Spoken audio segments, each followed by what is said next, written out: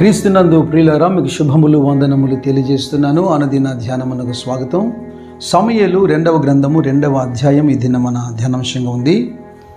దావీదు యెహోవా యొద్ద విచారణ చేసి యూదా పట్టణములలో హెబ్రోనుకు వెళ్తున్నాడు దేవుని అనుమతి ద్వారా. అయితే యూదా వారందరూ అక్కడికి వచ్చి యూదా వారి మీద దావీదును రాజుగా వారు పట్టాభిషేకం చేస్తున్నారు. ఈ అధ్యాయంలో 5వ వచనం నుంచి 7వ వచనం వరకు కొన్ని విషయాలు నేను మీకు చెప్పాలనుకుంటున్నాను.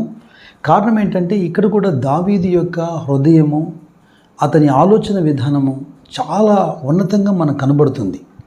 దేన్ని బట్టి అంటే సౌలును యాబేత్గిలాదు వారు పాతి పెట్టారన్న సంగతి తెలుసుకొని వారితో మాట్లాడుతున్నాడు.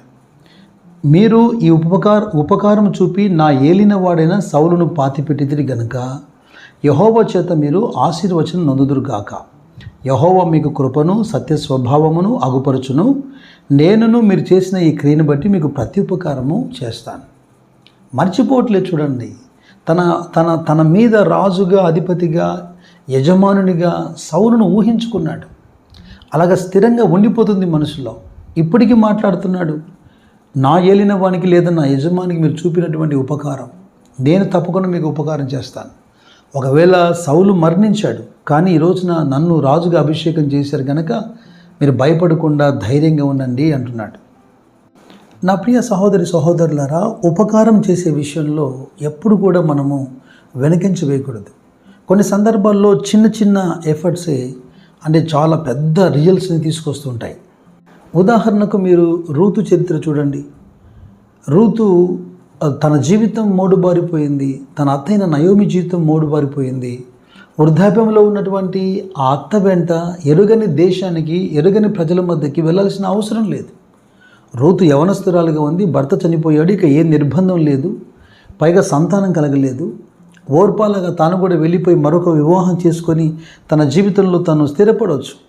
కానీ నయోమిని ప్రేమించి ఎప్పుడైతే బెత్లెహేముకు రాగలిగిందో, బోయజు మాట్లాడుతూ అంటాడు కదా 2వ అధ్యాయం 12వ వచనంలో, నీవు చేసిన దానికి యెహోవా నీకు తిరిగి ప్రతిఫలం ఇస్తాడు అని.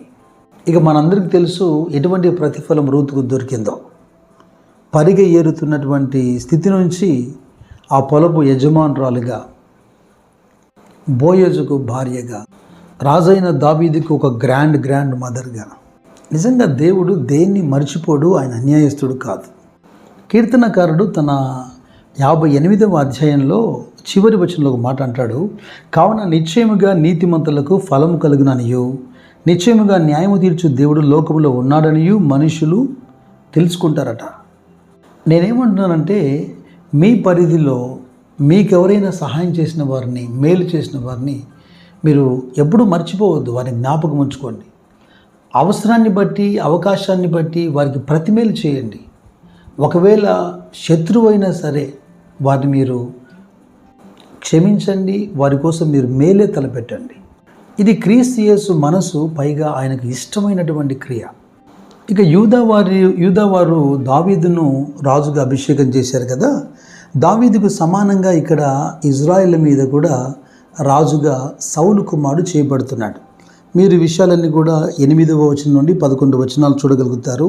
నేరు కుమారుడగు అబ్నేరు అను సౌలు యొక్క సైన్యాధిపతి సౌలు కుమారుడగు ఇష్బోషేతును మహనయీముకు తోడుకొని పోయి గిలాదు వారి మీదను, ఆసేరీయుల మీదను, యెజ్రెయేలు మీదను, ఎఫ్రాయిమీయుల మీదను, బెన్యామీయుల మీదను, ఇజ్రాయేలు వారి మీదను రాజుగా అతనికి పట్టాభిషేకం చేశాను. దావీదేమో యూదా మీద 7 సంవత్సరాలు 6 మాసాలు పరిపాలన చేశాడు. అదే సమయంలో ఇక్కడ సౌలు కుమారుడు ఒక 2 సంవత్సరాలు పరిపాలన చేస్తున్నాడు. అబ్నేరు సౌలు ఒక ప్రధాన మంత్రిగా లేదా మిలిటరీ కమాండర్ అని చెప్పాలి, చాలా నమ్మకంగా కొనసాగుతున్నాడు. సౌలు చనిపోయిన తర్వాత తను ఏదైనా కుట్ర చేసి తనే రాజ్యాన్ని పొందవచ్చు, కానీ నమ్మకంగానే సౌలు కుమారుణ్ణి రాజుగా చేశాడు. అబ్నేరు పూర్తిగా నీతిమంతుడని చెప్పలేం, అలాగని దుర్మార్గుడని చెప్పలేం, కానీ ఒక మైటీ మిలిటరీ కమాండర్. ఇక ఇదే అధ్యాయంలో మీరు గమనిస్తే 12వ వచనం నుంచి 17వ వచనం వరకు ఇజ్రాయేళ్లకు యూదా వారికి మధ్యలో యుద్ధం జరుగుతోంది. ఈ యుద్ధంలో ఇజ్రాయేలీలు దావీదు యొక్క మనుషుల ఎదుట నిలవలేక వారు పారిపోతున్నారు. ఇదే యుద్ధంలో దావీదు యొక్క మనుషులు దాదాపుగా 20 మంది మరణిస్తున్నారు ఆషాహేలుతో సహా. కానీ ఇజ్రాయిల్లో దావీదు మనుషులు దాదాపుగా 360 మందిని చంపేశారు. ఈ సమూయేలు 2వ గ్రంథం 2వ అధ్యాయంలో 18వ వచనంలో సెరూయా 3 కుమారులకు అని రాయబడుతుంది కదా. ఒకవేళ మీలో కొంతమందికి అర్థం కాక నేను చెబుతున్నాను. దినవృత్తాంతములు 1వ గ్రంథం 2వ అధ్యాయంలో యెషై యొక్క సంతానం గురించి రాస్తూ 7వ వాడైన దావీదును కనెను. ఇక్కడ 15-16 వచనాల్లో షెరూయా అబీగయలు వీరి అక్కజెల్లెళ్ళు. షెరూయా కుమారులు 3 అబీషై, యోవాబు, ఆషాహేలు. ఇది వారి యొక్క కుటుంబ నేపథ్యం. అయితే దావీదు పక్షాన ఉన్న ఈ రక్త సంబంధులైనటువంటి ఈ 3 యోవాబు, అబీషై, ఆషాహేలు. వీరిలో ఆషాహేలు చాలా వడిగా పరిగెత్తగలవాడట. అడవి లేడి అంత వేగంగా పరిగెత్తేవాడట. అతడు ఏం చేస్తున్నాడు? అబ్నేరును తరుముతున్నాడు. అబ్నేరు ఒకవైపున నివారిస్తున్నాడు. ఎందుకంటే ఆషాహేలు, నువ్వు చిన్నవాడివి, నేను చంపేస్తే మీ అన్న యోవాబు ఎదుట నేను తల ఎత్తుకోలేను, దయచేసి నన్ను వెంబడించకుండా నువ్వు వెళ్ళిపో అని హెచ్చరిక చేస్తున్నాడు. అయినా ఆషాహేలు విడవకుండా అబ్నేరు తరుముతూ ఉండగా అప్పుడు అబ్నేరు విధిలేని పరిస్థితిలో తన ఈటెను తీసి ఆషాహేలును పొడిచాడు. ఆషాహేలు చచ్చిపోయాడు. అబ్నేరు సౌలు కుటుంబానికి చాలా నమ్మకంగా ఉన్నట్టుగా మనకు అనిపిస్తుంది. ఎందుకంటే మీరు 3వ అధ్యాయంలో సమూయేలు 2వ గ్రంథం 3వ అధ్యాయంలో చూడండి. సౌలు కుటుంబీకులకు దావీదు కుటుంబీకులకు యుద్ధం జరుగుతుండగా అబ్నేరు సౌలు కుటుంబీకులకు బహు సహాయం చేశాను. అయితే అబ్నేరు ఇందాక మనం అనుకున్నట్టుగా అంత నీతిమంతుడేం కాదు. ఈ 3వ అధ్యాయంలో అయా కుమార్తె అయిన రిస్పా అను ఒక ఉపపత్ని సౌలుకుండెను. నా తండ్రికి ఉపపత్నియగు దాన్ని వెందుకు కూడితివని ఇష్బోషేతు అబ్నేరును అడగగా, అబ్నేరును ఇష్బోషేతును అడిగిన మాటకు బహుగా కోపగించుకొని, నిన్ను దావీదు చేతికి అప్పగించక నీ తండ్రి అయిన సౌలు ఇంటి వారికిని అతని సహోదరులకును అతని స్నేహితులకును ఈవేళ ఉపకారం చేసిన నన్ను యూదా వారికి చేరిన కుక్కతో సమానునిగా చేసి ఈ దినమున ఒక స్త్రీని బట్టి నా మీద నేరం మోపుదువా?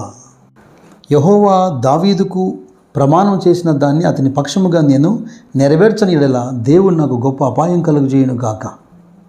చూసారా, అబ్నేరు ఇక్కడ సౌలు ఇంటికి వ్యతిరేక అవుతున్నాడు. దావీదుకు స్నేహితుడిగా మారిపోతున్నాడు. దావీదు మీద ఏదో ప్రేమతో ఆ దేవుని మీద భయభక్తులతో అబ్నేరు దావీదు దగ్గర రాలేదు.